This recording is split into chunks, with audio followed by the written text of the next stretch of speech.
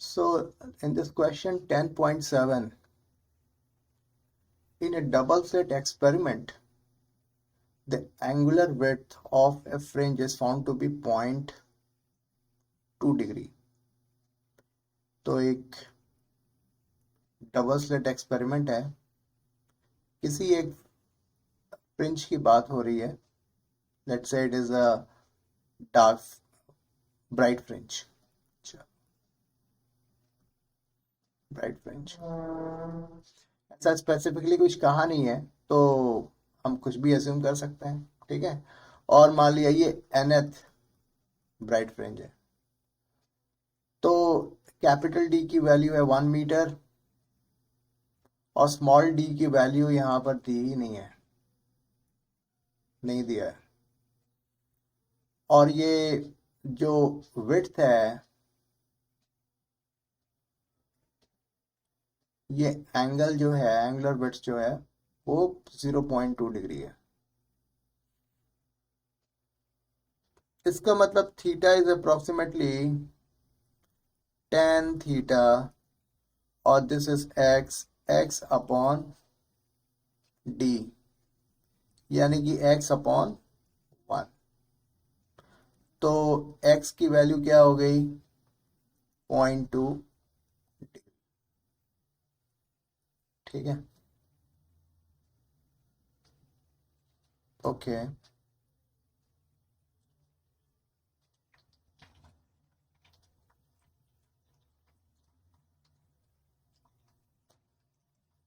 अच्छा, x की value क्या होती है? x का फॉर्मूला हमारे पास है n lambda capital D upon small d.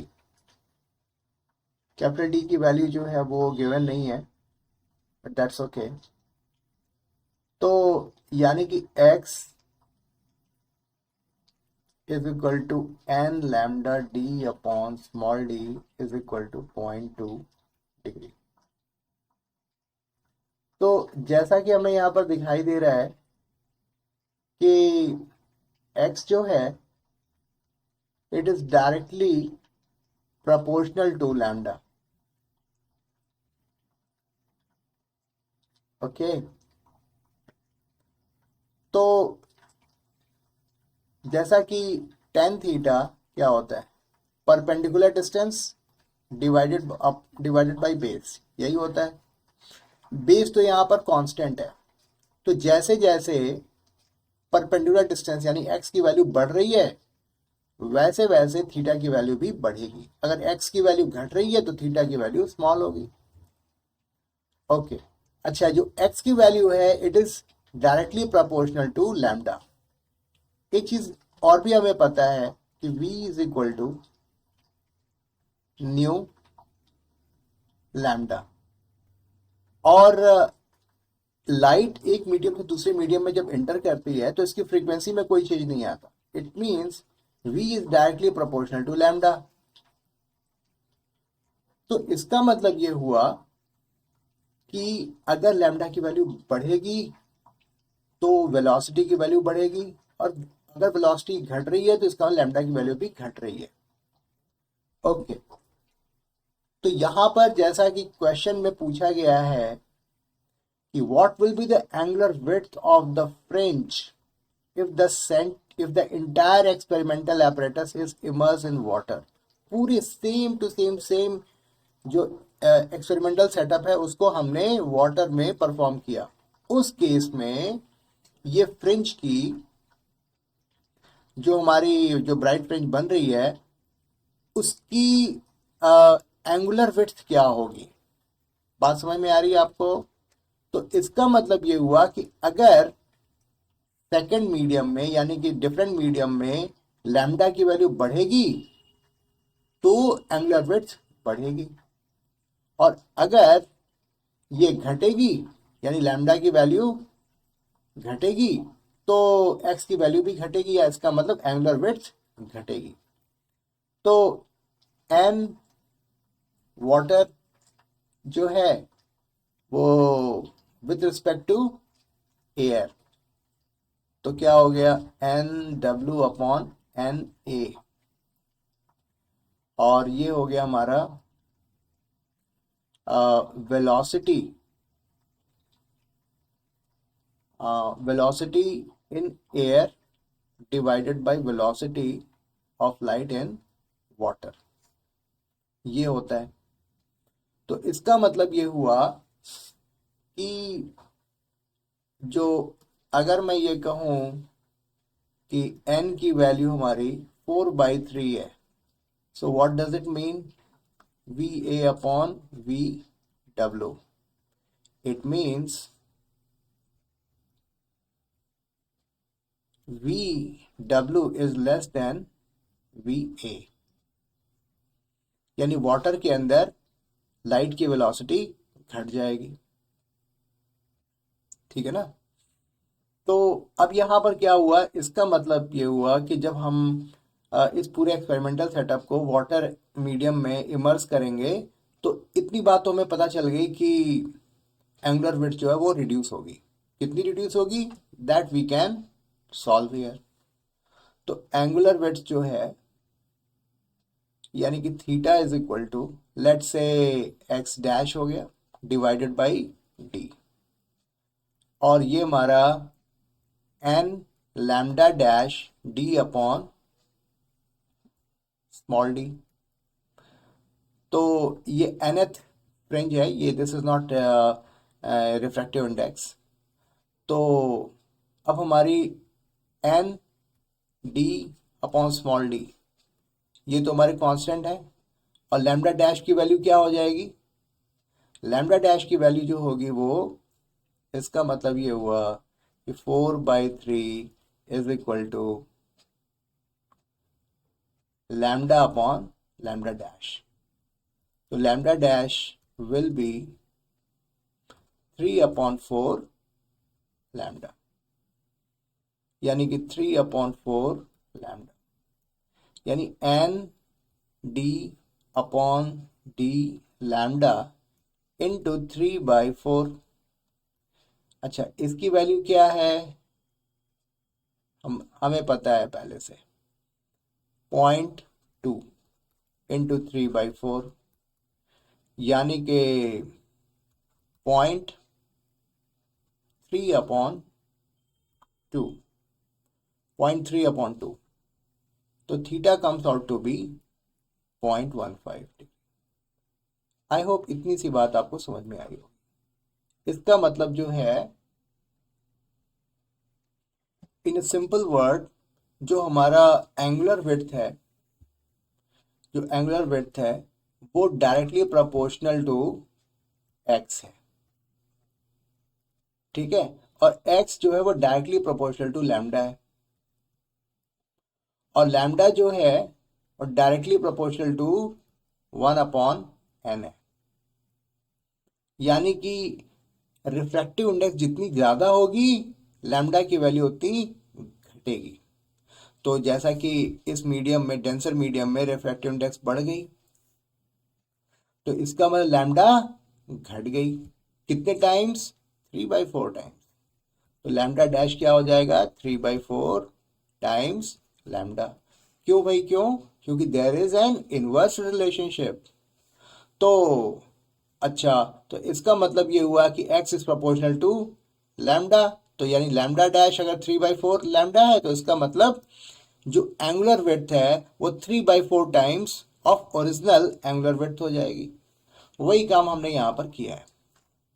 तो यानी कि पहले 0.2 डिग्री हो रहा था, अब उसका 3/4 टाइम्स हो जाएगा, which comes out to be 0.15 degree. So this way we have got the answer of this problem statement। तो बहुत स्लोली तरीके से मैंने समझाया है, बट आई होप आपको ये एक्सप्लेनेशन ठीक तरीके से समझ में आया होगा। What is the Brewster angle for air to glass transition?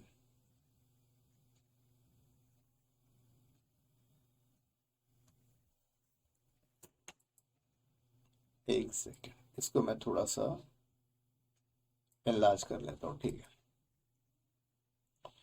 तो ब्रूस्टर एंगल क्या बोलता है कि एक ऐसा एंगल जिसमें जो रिफ्लेक्टेड रे है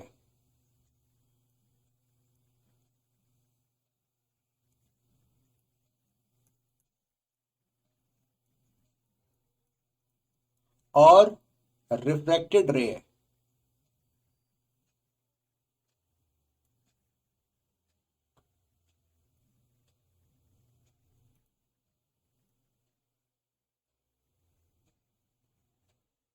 ये रिफ्रैक्टेड रे है, इसके बीच का जो एंगल है वो 90 डिग्री है। ठीक है,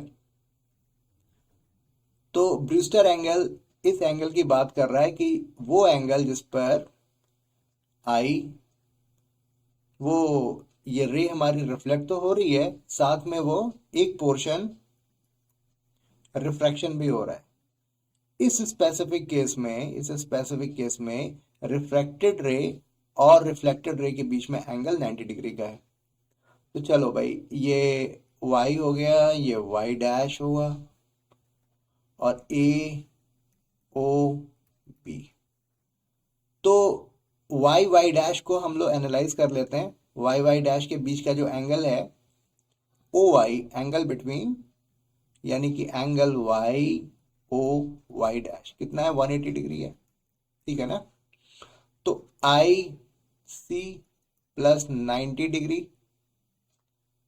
plus R is equal to 180 degree हुआ। तो आर की वैल्यू क्या हुई, 90 डिग्री माइनस आई। बात समझ में आई? इसका मतलब ये हुआ कि n ये मीडियम 1 है और ये मीडियम 2 है। तो n21 की वैल्यू कितनी हो गई, तो n2 अपॉन n1 यही होता है, और sine i upon sine r। तो sine i upon sine 90 minus i, it means 10 IC। n21 की वैल्यू कितनी है, 1.5, 10 IC, यानी IC की वैल्यू कितनी हो गई, 10 इनवर्स 1.5। तो यहां पर हमें लॉग टेबल, अरे सॉरी, कैलकुलेटर की हेल्प लेनी पड़ सकती है, और 10 inverse 1.5 it comes out to be 56.31 degree. तो this way we have got the answer कि हमारा जो ब्रूस्टर एंगल है वो 56.31 डिग्री होगा। All good. So moving on to question number 10.9।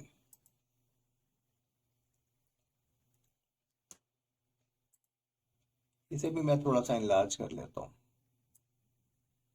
ठीक है, light of wavelength 5000 angstrom means 5 into 10 to the power minus 7 meter falls on a plane reflecting surface। Okay, यानी कि ये रिफ्लेक्टिंग सरफेस है, ये अपना नॉर्मल है और ये ऐसे निकल जाता है। तो ये जो एंगल होगा थीटा अगर होगा तो ये एंगल भी थीटा होगा, सही बात है। And medium will not change, remain same. All good. हमें ये पता है कि v is equal to nu lambda. तो न्यू की वैल्यू क्या हो जाएगी, v अपॉन लैम्डा, या फिर c अपॉन लैम्डा। c क्या है, 3 into 10 to the power 8 divided by lambda क्या है, 5 into 10 to the power minus 7।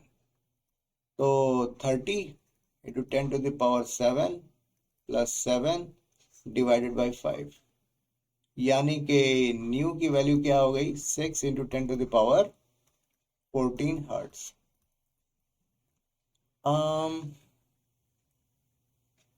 मेरे ख्याल से बिल्कुल ठीक है, कोई प्रॉब्लम नहीं है।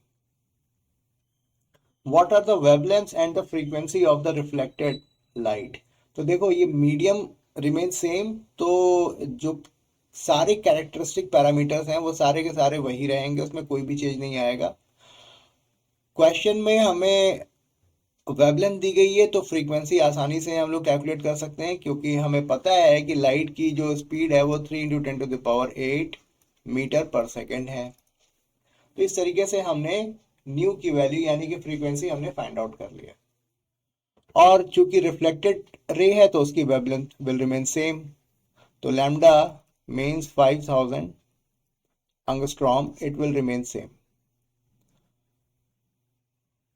Or for what angle of incidence is the reflected ray will be normal to the incident ray? यानी वो ये कह रहा है कि 2 theta is 90 degree.